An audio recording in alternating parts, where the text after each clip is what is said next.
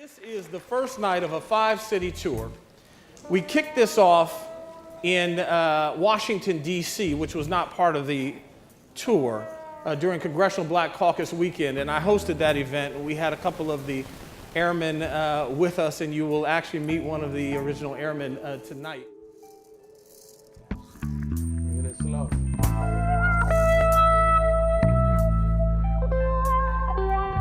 George Lucas and Lucasfilms is really the muscle behind all of this.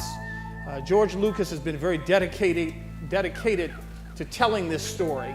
And it is a story about gentlemen that I think we all have heard of, some of us know about, but very few know the full story of the Tuskegee Airmen. And I would, again, encourage you, when you know this is coming on, and when it hits television, please bring young people. It is imperative that they start to know our history. I'm not on a soapbox tonight, I promise that. But one of the things that I have seen as I travel this country and I talk to a lot of young people, and I'm talking about those who can ill afford to have any trips in their lives and those who have been given everything on a silver platter. We have not done the best job that we should be doing in terms of telling our history.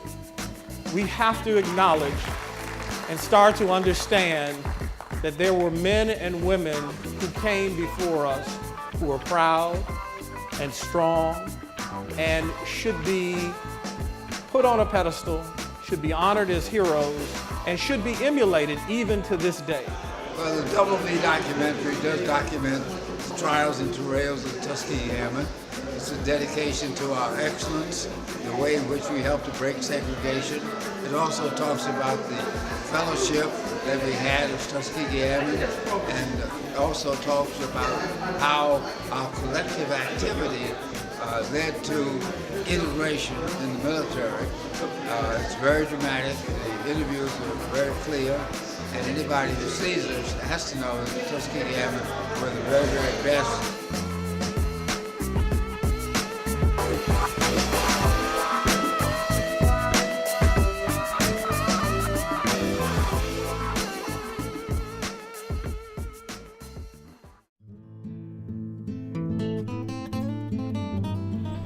Pride of what you're doing. Ever since I was 3 years old, which is as far back as I can remember, I always wanted to be a pilot. Where I got the idea from, I don't have the foggiest notion. But from that point on, I wanted to be a pilot. And I was.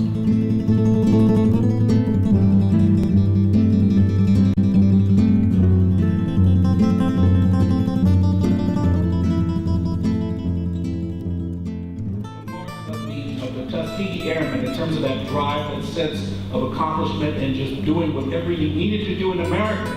Because the other part of that WWll is that you were fighting against the Nazis abroad and the Nazi wannabes here at home, because Mr. Hitler actually admired the type of attitude, racial attitude, divisiveness that we had here. So I can't think of any a better historical perspective than what I grew up with.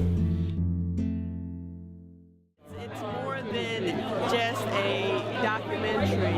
It's the living example of what we can do as a people if we really set discipline as the order. But besides these men having discipline, they came across as men of integrity. They were present, they did what they had to do.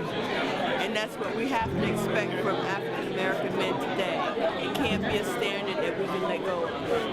I'm really happy that Detroit was chosen as one of the 5 cities to premiere this documentary, and I think that this is going to be a great tool to educate our youth, because too many times they see what's going on in the movies and they take figures like Tom Cruise, Top Gun, and figures like that to be true characters. This documentary is showing what real people went through, what the real people did during the war and afterwards, and the different struggles that they went through.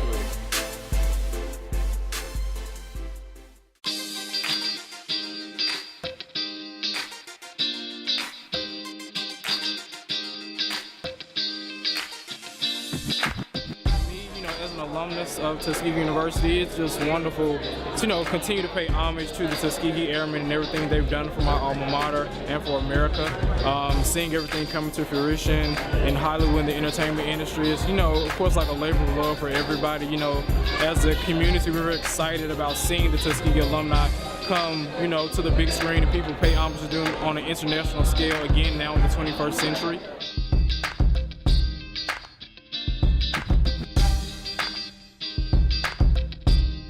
The airmen were action-adventure heroes. That's how director George Lucas saw them.